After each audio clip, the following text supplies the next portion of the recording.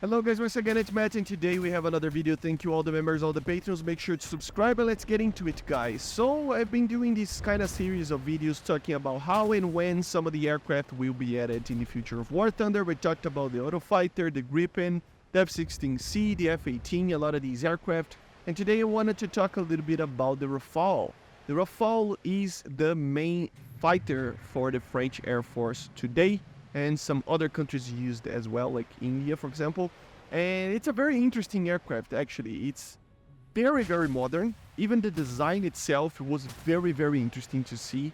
And I wanted to basically talk about a little bit of the flight performance, sensors, missiles, stuff like that, how it would compare to the meta of, obviously, if it has a counter, which we'll probably have, not the meta right now, because obviously it would dominate.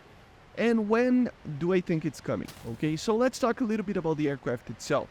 The Rafale was kind of the further development of what the French had in mind of a modern aircraft, right?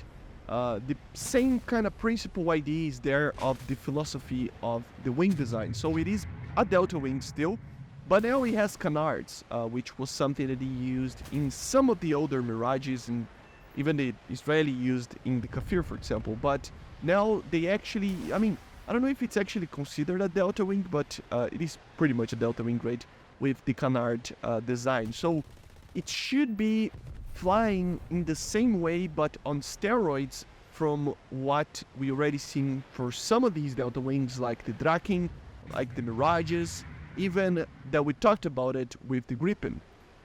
It should be an aircraft that turns a lot. It should turn like a my god, right? But obviously with that it would lose energy, right?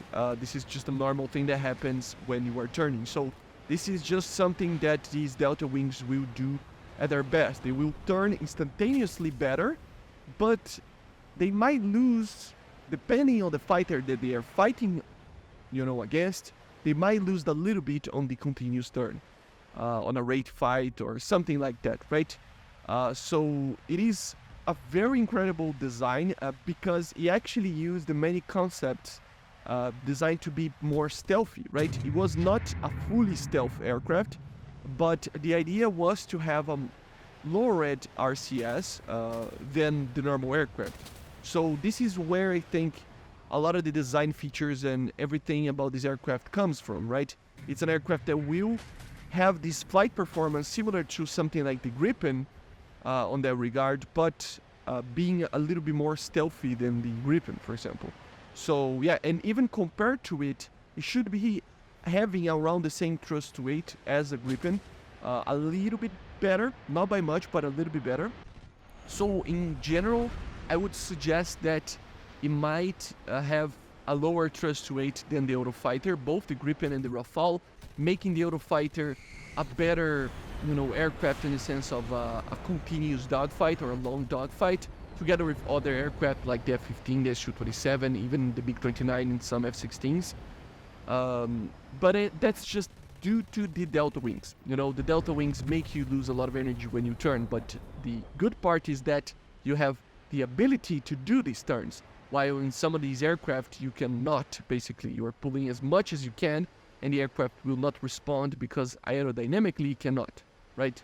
So on the sense of flight performance, it should be very on par between the GRIPEN and the Eurofighter, I would say, in general. Obviously, it might be wrong, in certain situations it might tend to just, to one side, for example, the Eurofighter in the speed, for example, and maybe in the instantaneous start, the GRIPEN might be better.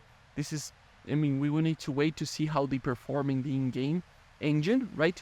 But it does have a lot of power. It has these NECMA M88 engines, which produce a ton of power, 75 kilonewtons static, so close to the level of the Eurofighter. And of course, it is a little bit heavier as well than the GRIPEN, but the GRIPEN has only one engine with around 80 kilonewtons or something like that, static. Obviously, when you get to speed, the engine power will increase. So it is the Eurofighter and the Rafale are very, very powerful aircraft. And I will suggest that in a general sense, as I said, the Rafale should be a little bit better on the sense of being a little bit more stealthy and having a lot of turn ratio, you know, but losing a little bit more speed on that turn than the Eurofighter. And the Eurofighter should be a little bit less, you know, stealthy, but having an amazing radar as well. You know, it does have a very good radar, even though it's not PESA, and that's what we are going to talk about it now as well. I mean, the Rafale has this amazing radar, which is the Thales, I think it's called, RBE2, which is a very, very good radar. Initially was a PESA radar, so Passively Electronic Scanned Array, which I don't know if it's already in service, but they are changing for an ESA radar as well. But the thing is that this is where I think between the European fighters, this is where I think the Rafale will jump a little bit on the future, right? Because the PESA will have an instant detection effect, right? Or almost instant, making it a lot harder to actually avoid the detection from that radar, being a lot faster to detect the whole area compared to the Eurofighter and the, I mean, I'm talking about initial models over here, obviously, but it should be an amazing radar. Together with being kinda stealthy, a little bit stealthy, it should be one of the best BVR, you know, fighting machines that we are going to get in War Thunder. And although I say this, it doesn't mean that it's going to be bad in a dogfight. It's still amazing in a dogfight as well. But we already talked about the performance of it. You could take that as a dogfighting kind of sense of how the aircraft would look like, right?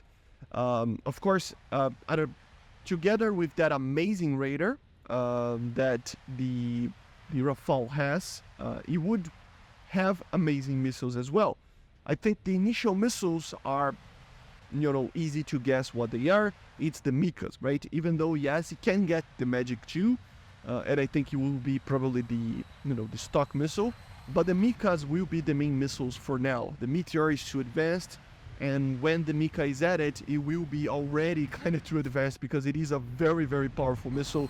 Should have around 50 Gs initially, and up to 7 kilometers of turn, and then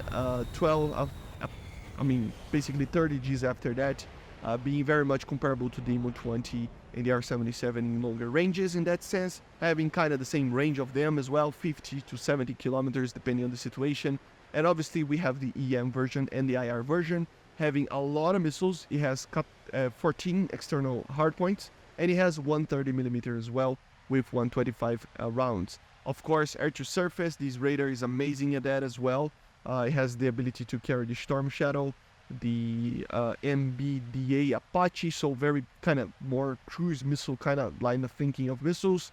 But of course, some guided bombs, laser guided missiles like the ES-30L, you know, non-guided stuff, obviously. So it is going to be a very complete aircraft. And when is it coming? Well, there's basically a gap there that I think will happen.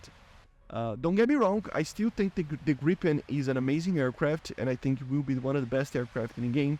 But I do think that even though the Gripen is amazing, the Rafales should be at least a tiny little bit better in the sense of the meta and how they are going to perform. Which means that they're probably going to come afterwards. And this was already kind of confirmed. I think it was like 3 months ago or something like that, when the Gripen was actually confirmed. They actually said that the Gripen was the one that it will come first, that the Eurofighter and the Rafale, we should expect it to come later. So I would suggest maybe the second patch of next year or something like that. We don't know yet, so a long time until that, at least 9 months, maybe 1 year until we see the Rafale. But I think when it comes, it will be one of the best aircraft in the game. As I said, there are some features of it that maybe some other aircraft will have a better performance of it, but everything else, you know, the only problem that I have with it, if I even have a problem with it, is the thrust weight, that some aircraft might have a better thrust weight than this Rafale. But that's pretty much it, and it's not that it's bad. It's just that it takes so much missiles, many missiles. It has an incredible range, you know what? More than twice as much as the Gripen and the MiG-29, for example, with almost 2,000 kilometers. So I would suggest that even with the right loadout, it will have an amazing thrust weight. So even that quote-unquote problem that the Rafale has, it will be very much a solvable problem, I think, in game. And it really is a scary aircraft if you are not on the French side of things, right? The problem is that it's not going to come alone. If it comes, Eurofighters will come, more modern versions of American and Russian aircraft will come, which means that it will have counters. And with that, it's kind of hard to see how it will just survive in the meta.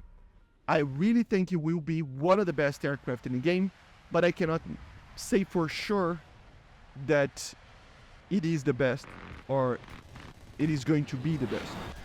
It's up there, and I think it will be better than the GRIPEN initially when it's already at it. Even if we get a more modern GRIPEN, I think the Rafale is a tiny bit better, you know, overall modernicity, if you will. So, I don't know. It feels like a very long way until that, and don't expect the Rafale, as I said, coming very soon. It should come, but probably next year, mid next year, maybe even later. That's where I would guess it when it's coming, right? But anyway, it's an amazing aircraft. I cannot wait to fly it, and hopefully we don't have to wait too long for it. Anyway, I hope you enjoyed. Make sure to subscribe, and bye guys. See you.